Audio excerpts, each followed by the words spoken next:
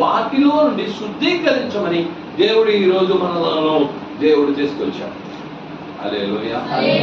ఈరోజు నువ్వు దేవుని కంటే ఎక్కువగా దేన్ని ప్రేమిస్తున్నావు? దేవునికి మొదటి స్థానం ఇవ్వాల్సిన స్థలంలో ఎవరికి దేనికి ఒక మొదటి స్థానం ఇచ్చావు? అది ఒక వస్తువు అయి ఉండొచ్చు, ఒక మనిషి అయి ఉండొచ్చు. அப்போ தேவனை காற்றிலும் தேவனுக்கு முதலிடம் கொடுக்கிறது காற்றிலும் அந்த முதலிடத்துல நீ எதை வச்சிருக்கிறார்? ஒரு மனுஷனா இருக்கலாம், இல்ல ஒரு பொருளா இருக்கலாம்.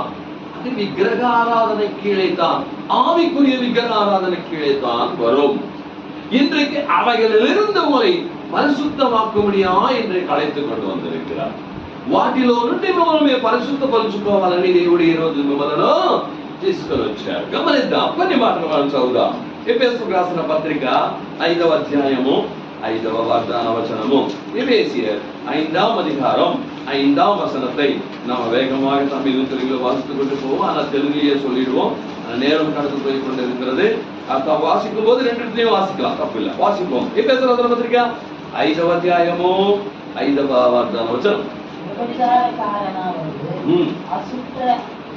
அசுத்தனாவது விக்கிரக ஆராதனைக்குரிய காரணாகிய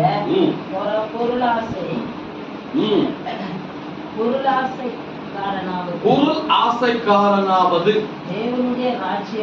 தேவனுடைய ராஜ்யமாகிய கிறிஸ்துவின் ராஜ்யத்திலே சுதந்திரம் அடைவது இல்லை என்று அறிந்திருக்கிறீர்கள். తెలుగులో వ్యభిచారి అయినను అపవిత్రుడైనను. చూడండి, ఇక్కడ చెప్పబడుతున్నది విగ్రహ ఆరాధకుడైయున్న లోవి అయినను, క్రీస్తు యొక్కయో దేవుని యొక్కయో రాజ్యమునకు హక్కుదారుడు కాడను సంగతి మీరు నిశ్చయముగా తెలియను. అపొస్తలుడైన పౌలు చెప్తున్నాడు. ఏంటి అంటే ఇక్కడ గమనించాల్సిన కార్యము మొట్టమొదటి ఏమిరా అంటే 5వ అధ్యాయం 5వ వాక్యం, వ్యభిచారి అయినను, ఇది మనకు తెలుసు, అపవిత్రుడైనను, కానీ విగ్రహ ఆరాధకుడై ఉన్న లోభి అయినను.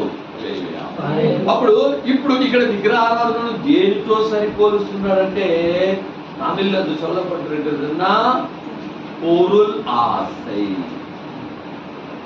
లోబి అంటే ఏమంటే ఒక వస్తువు పైన ఆశ. అదేంటంట? విగ్రహారాధనకు సమానం. ఏంటంట? ఏదైనా ఉండొచ్చు.